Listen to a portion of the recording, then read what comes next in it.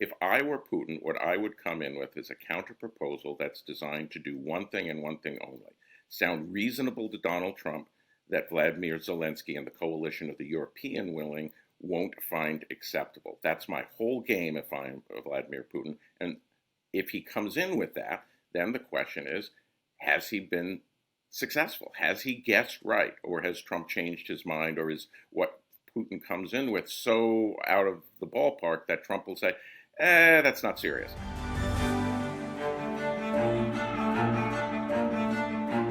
Hi, I'm Maddie, Hale, and welcome to the Trump Report. Today we've had Henry Olsen on the show. He's a senior fellow at the Ethics and Public Policy Center in Washington, D.C. We've spoken to him about this meeting taking place this week in Turkey between Vladimir Putin and Volodymyr Zelenskyy, and whether the United States needs to be there to mediate it, whether Steve Witkoff will attend.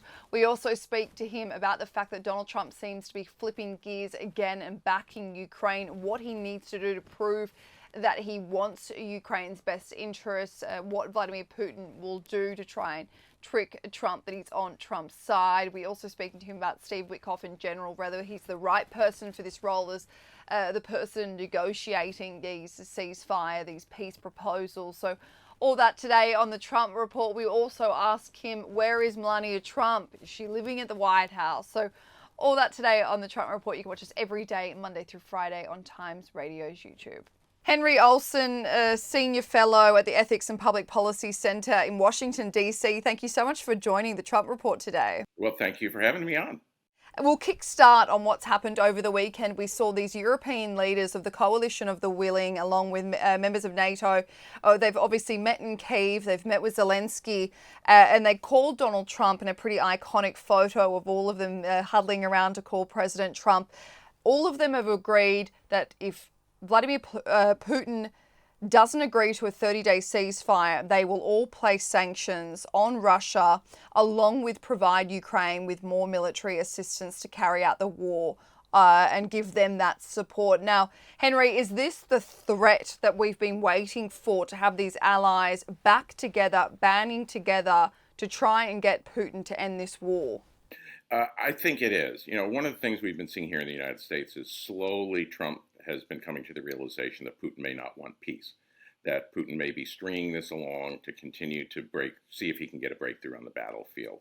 And the call was really the first time that they kind of got Trump in a commitment. And if the United States goes along and adds secondary sanctions, that's something that's going to hurt Putin. You know, particularly if the secondary sanctions hit the below market sale of oil to India, which is clearly something that's been keeping the Russian regime afloat financially.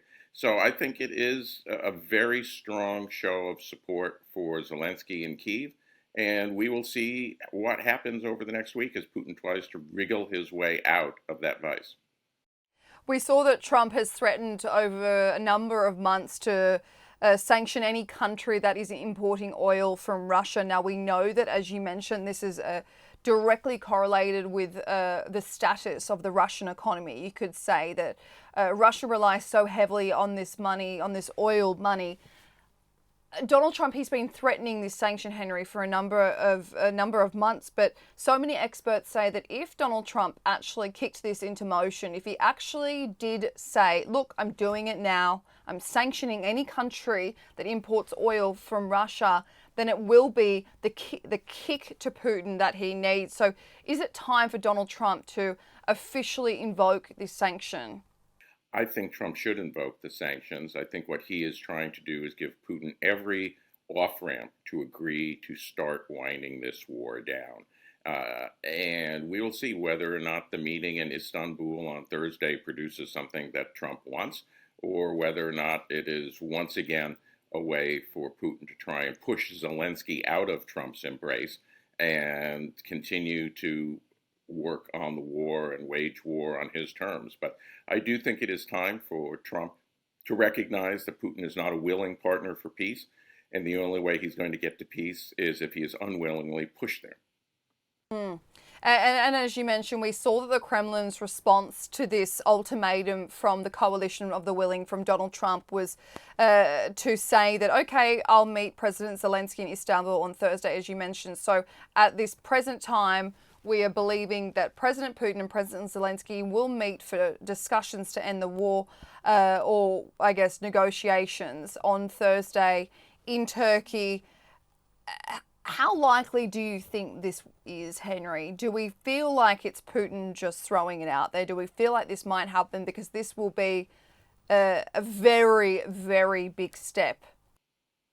It will be a very big step. Certainly what Zelensky has finally learned is that he needs to make sure that he's following the cues that he's being sent from Washington in order to eventually perhaps change Trump's opinion and get Trump more firmly aligned with Kyiv.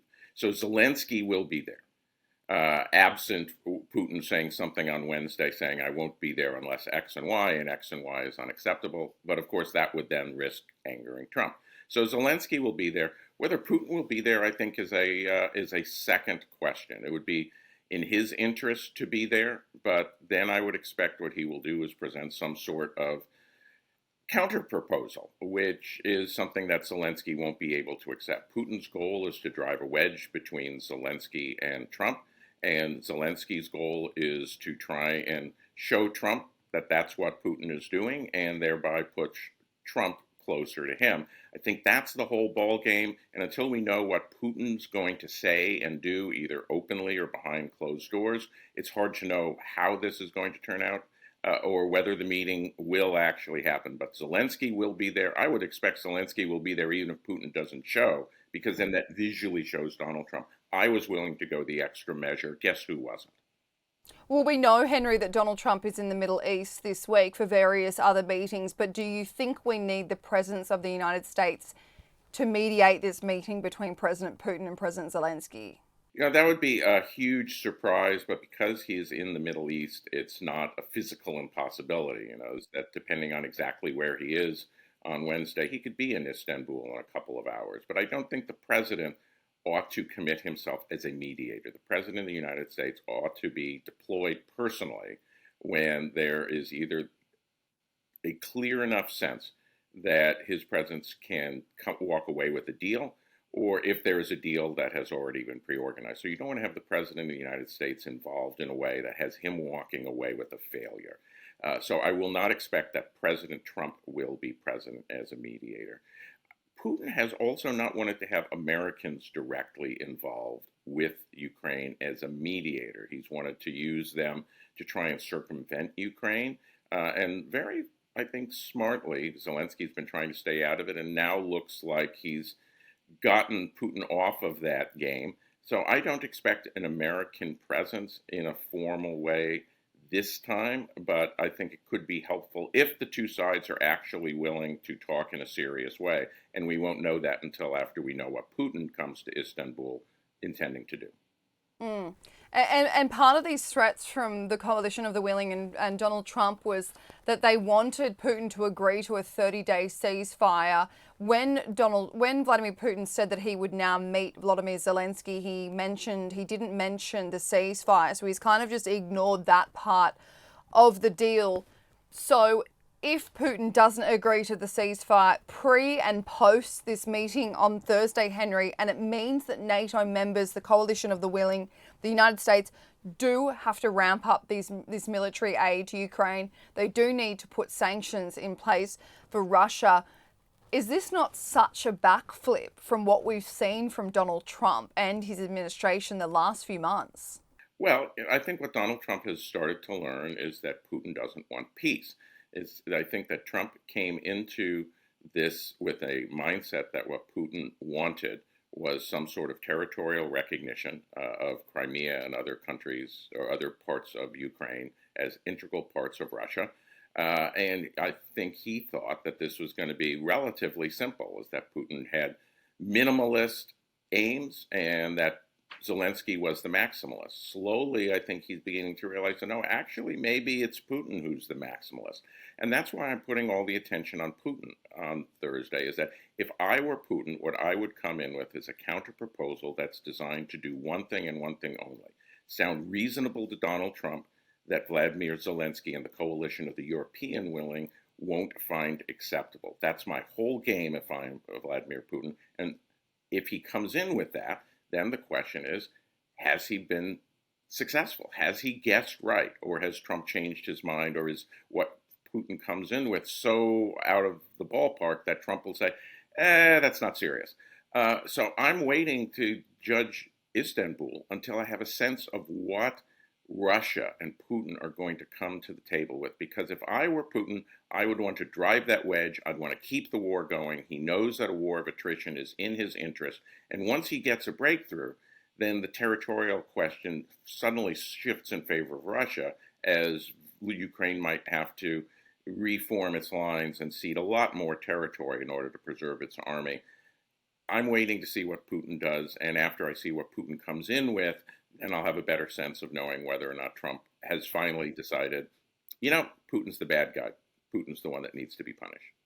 And it will be interesting, Henry, what Putin brings to the table in terms of what he wants out of any sort of deal, because we obviously saw the United States already propose, it was actually leaked, a leaked 30-day ceasefire proposal that would see Russia lay claim to 20% of the land that they've occupied, plus Crimea, which they annexed in 2014, along with not giving a NATO membership to Ukraine, not giving NATO protection. So all of these deals that we have seen have been in the best interest of Russia and not Ukraine. So it will be interesting to see if any sort of actual negotiation takes place, because we haven't seen a negotiation yet. We've been using that word quite a lot, but it is not the definition of what we've seen so far. But I want to talk about this bridging a divide that you mentioned. That would be Putin's aim. Now, we saw Donald Trump respond to Vladimir Putin, say that he's willing to meet Zelenskyy. He said that this is potentially a great day for Russia and Ukraine, while promising to work with both sides to make sure this happens, while Emmanuel Macron said that it's a first step, but it's not enough. Is the expectation from Russia that it's trying to bring a divide between the EU and Donald Trump over the expectations of what they want from Vladimir Putin? Yes, I think that's the whole ball game. As long as Donald Trump is divorced from what Zelensky and the Europeans want, then Putin is effectively free to continue the war. And there's always the possibility that Trump will limit or restrain aid to Ukraine, which weakens the Ukrainian military even further. So the whole game for Putin, if we read him correctly, which is say that he has always wanted domination of the entire territory of Ukraine, whether it's de facto or de jure. If that's what Putin wants, then driving that wedge is his entire policy. And I would expect that he will come in with something, again, about rights of Russians, or about, I'll agree, as he and Peskov has said, Dmitry Peskov, his foreign minister, have said before, that if you're going to have a ceasefire, then you can't send any military aid to Ukraine, which of course is a one-sided ceasefire, because Russia is under no limits to continue to rearm its military. So I think what he wants to do is drive Zelenskyy home, having said no to something that sounds reasonable to Donald Trump. And the question is, has he read the president right? Or one thing, as a presidential observer, is that Trump will be patient in the pursuit of his objectives until he becomes convinced that his objectives are not going to be met. And then he flips on a dime. And if Putin pushes him, he could move immediately into, well, I tried. I spent 4 months trying to do this. I thought one thing. It's clear that the other is true. And it's time to put pressure on Putin. And he can suddenly become very hawkish on Russia.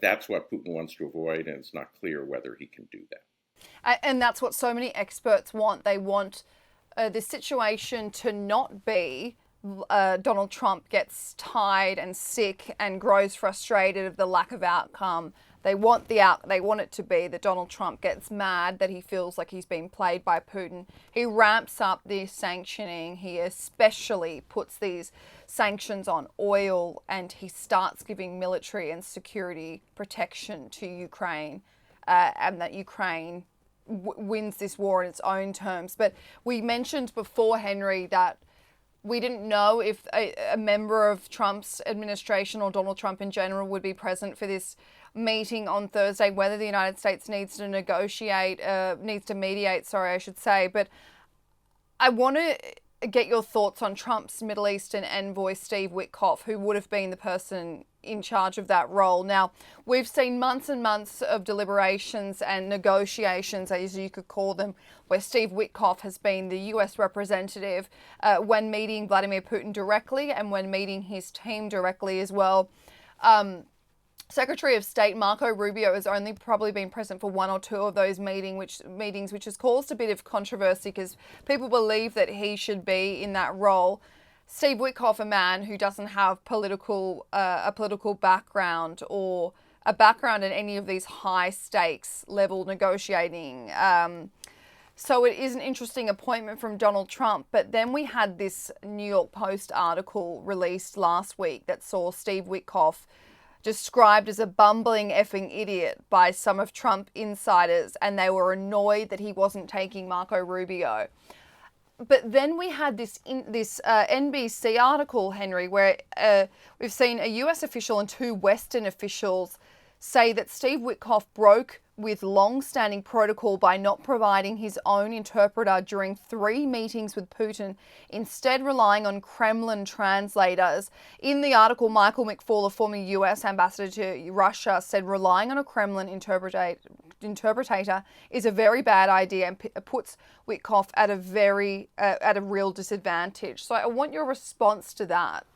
I think what's clear is that between this and some other leaks that have come out regarding defense and regarding national security, there are people in Trump's orbit who are broadly Trumpist, but who aren't more isolationist. And what they're doing is using the press to try and frame things so that the president starts to move more in their direction. The fact that those continue to exist and that people aren't being fired suggests that they're on strong ground. They may not be dominant, but they're on strong ground, and that's a hopeful sign for people who want to see more of a move towards Ukraine, more of a move towards alliance with the Europeans. With respect to Witkoff, it's also clear that Witkoff is making a number of what we would call in the United States rookie mistakes, like not having his own translator. That's just, or to put it in British terms, that's an own goal.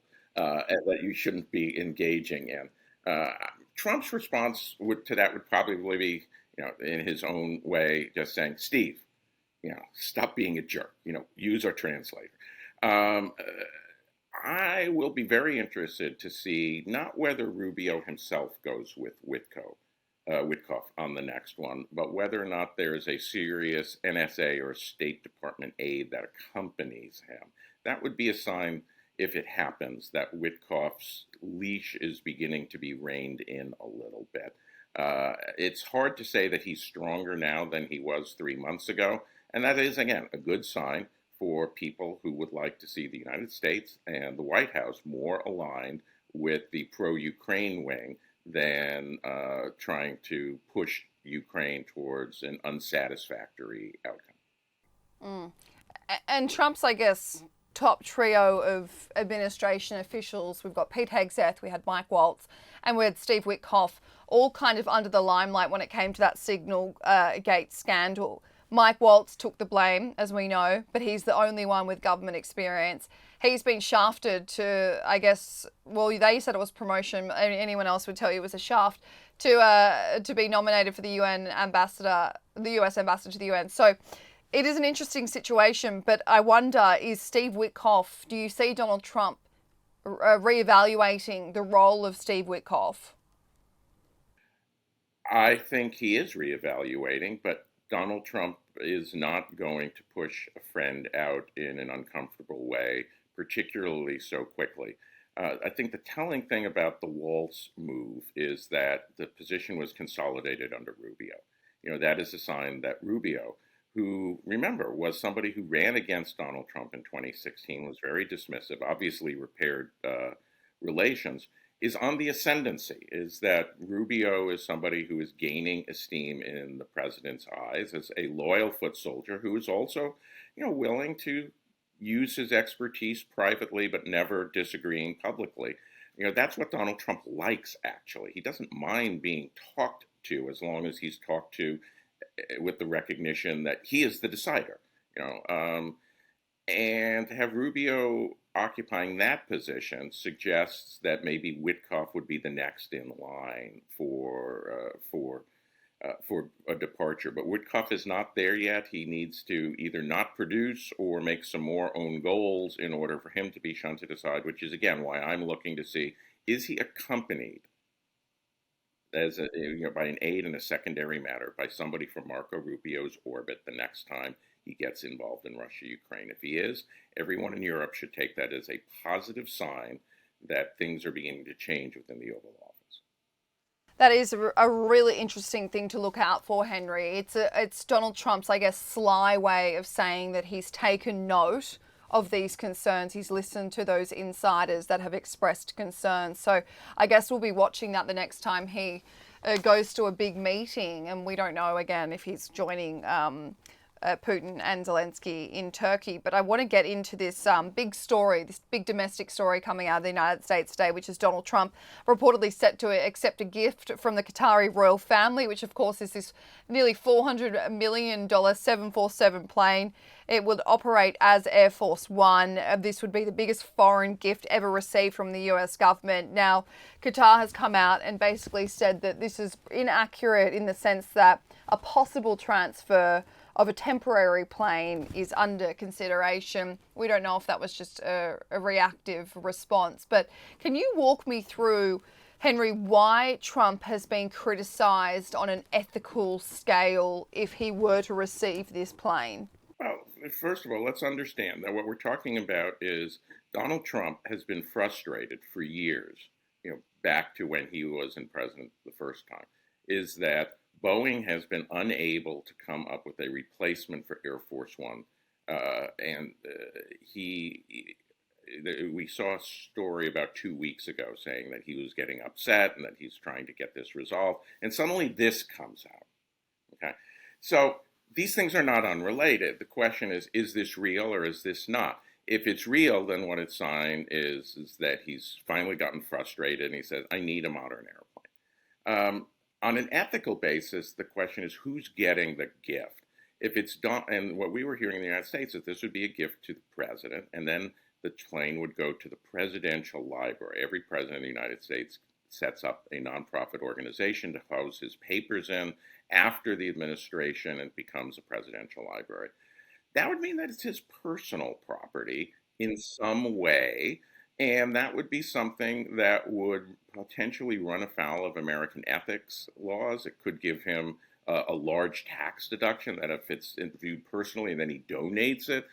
So that's the ethical concern. And of course, in the United States, a lot of people look at the Qataris and say, wait a minute, these are the people who are essentially sheltering Hamas. These are the people whose Al Jazeera network has essentially been operating in some ways as Hamas propagandists. And you can't believe that there's not a quid pro quo involved, which would necessarily be to Israel's detriment and Hamas's benefit. That is what the fear is here in Washington. If it is a temporary gift to the state of the United States, and after the tenure of President Trump, or after Boeing gets his bleep together and finally sends the plane that Trump's wanted for years, that they were to take the plane back, that would be less ethical problems, and it would be still raise some of the quid pro quo concerns, but it would be something that wouldn't be as problematic. And then you can never remove this entirely. It could be very well Donald Trump turning to Boeing and saying, get me the plane or I'm getting you out of the way. He likes leverage. We know that. He's had a negotiation going on with Boeing, and now he's got leverage. So while we're all looking over at the Qatari and the personal and the ethics, this could be nothing more than Donald Trump being the real estate mogul and saying, if you don't give me the price on the corner property, I've got someplace else I can put the building up.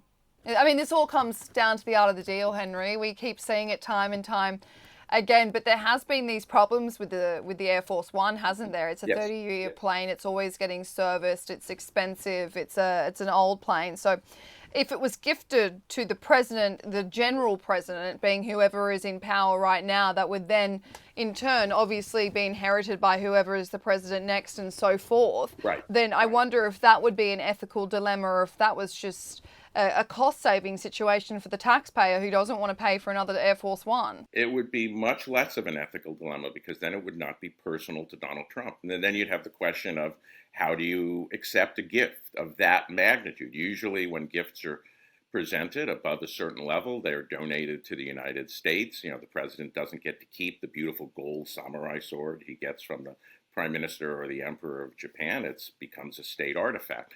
If that's the case here, then it becomes more of a state-to-state thing. There's still going to be the questions, well, what did you give Qatar for this wonderful gift? But it'll be much less of a personal problem for Donald Trump. And if it's going to happen, it should be structured as a state-to-state transaction, not as it's Trump's and then he's going to give it to the library after the president. And even with that, you can imagine there'd probably be some backlash with his tight relationship with Benjamin Netanyahu if he feels that he's getting chummy with the Qataris. As you said, they've been housing senior members of Hamas for a number of years, and what that would look like to the Jewish community in the United States that any Republican Party has been fighting to put first, especially in the last few weeks as several protests across Columbia University have made headwaves. But I want to get your thoughts on this update with the trade war with the United States and China. We've just seen so many back and forth with these two. And now we're seeing that both countries will reduce their reciprocal tariffs by about 115%. We'll see the United States lower their tariffs on Chinese goods from 145% to 30%. And then we'll see China reducing its levies on US products from 125% to 10%. And this will be in place for 90 days until they work out a better system. But when you're looking at this situation, Henry, does it look as if Donald Trump is backing out of these tariffs because there was so much backlash, not only from a political sense, but also an economic sense? I think it's both. It's climbing, basically what happened was, Trump puts tariffs on and she says, puffs himself up and says, well, I can't let the United States president be looked to be dominating me. And so he does something and then Trump does something. And they get to these ridiculous levels. And what does it mean? It means that China's manufacturing was essentially shutting down. And it means that American importers, whether it's manufacturers or retailers, were essentially shutting down. Both sides were getting looking at the prospect that the trade between the two countries in high-value consumer goods would essentially halt if this were continued. So I think it is Trump recognizing reality on the United States side, but it is also Xi recognizing reality on the China side. And the fact is that in every trading relationships the United States has, the United States takes pain when it faces trade barriers. But the country that we are trading with is almost always more dependent on that trade than the United States is. So China was going to be, as a share of GDP, disproportionately hit more, even though the United States was going to take a hit. So I think what she did was find a way, despite all of his statements, Trump's going to have to come to us, blah, blah, blah. What's pretty clear is that Trump, what he had been saying all along was correct, that there were back channel discussions from China saying, how do we get off of this escalation? And that's what resulted in the announcement yesterday, was both sides recognizing, hey, 145 and 125% is just too high for both of us to take. We'll both of us walk off this ledge together, and we'll see if we can figure out something more permanent going forward. We've got 90 days to figure it out. Which can be extended. This is Donald Trump. How many times has he extended? We've got a law that says you have to sell TikTok, and he just has said, well, I'm going to extend for a certain period of the time. 90 days can become another 90 days and another 90 days. What I think we now know is that the background tariff level is going to be 30 and 10. And that is going to be very reassuring for American markets and American businesses. And I do think that regardless of these tariffs, if they are implemented in any country, they are at the height of what he threatened. his threat has at least worked in his favour, not in a market sense, Henry, because we've obviously seen the decline. We've obviously seen the markets react horribly to them, but in the sense that he obviously got the attention of these countries, allies or not, and said, hey, we're not getting a fair deal here. And so he got the attention of them, and so it will be interesting to see what actually where they end up in every country. But look, a final question for you, and this is a bizarre one, but I do want to get your thoughts on where Melania Trump is. Now, this is an ongoing narrative. This happened in his first term as well. Journalists are wondering where Melania Trump is, where the First Lady is. She's only been publicly in the White House less than 14 days out of Trump's 108. Do you think Americans care where she is, or do you think it is kind of a bit on the nose about, does Melania Trump actually want to be in the White House? Does she actually want to play First Lady? I think Melania Trump is in New York. I think that Barron, her son, is enrolled at New York University. He has been staying in Trump Tower rather than a dorm, which of course makes sense because he's the president's son. And she is an on-site mother. I think what she's been doing is basically been acting as an on-site mother to her son and coming out when the president needs her to come out. I don't think Americans really care. Is that she's got her initiative, and she comes, she's doing the occasional public things that first ladies do. And I think Americans don't really care whether she is in the White House with him or whether she is in Trump Tower with her son. I think they'd actually kind of like if they came out and said, hey, I'm going to be here 270 days a year because that's what my son needs. I think Americans would actually like that because it would be a sign of a person who's not caught up in the fame and not caught up in the role, but actually kind of an independent woman who says, my son needs me right now, and my husband needs me. I will always be there for my husband, but my son is more dependent right now. I'm going to put my son first. I think Americans would like that if they were upfront about it. I agree, Henry. I think it was very obvious in the 4 years that he wasn't president how present Melania was, because she really did kind of move out of the limelight completely, not in the way that her husband did, in the way that Barron had his last 3 years at high school in New York, and she really just stuck by him. And it was kind of seen as well with Ivanka Trump, who officially stepped down from her role working in Trump's team, his campaign team, because she wanted to be there for her family as well. And anyone could tell you that any family running for president or actually working in the Oval Office, it's a taxing job, not only on the elected official, but the rest of the family. So, yeah, I mean, I'm glad to know that you think Americans don't care, because, I mean, I don't think I would care if I was a voter. But Henry Olsen, thank you so much for joining the Trump Report today. Thank you very much for having me.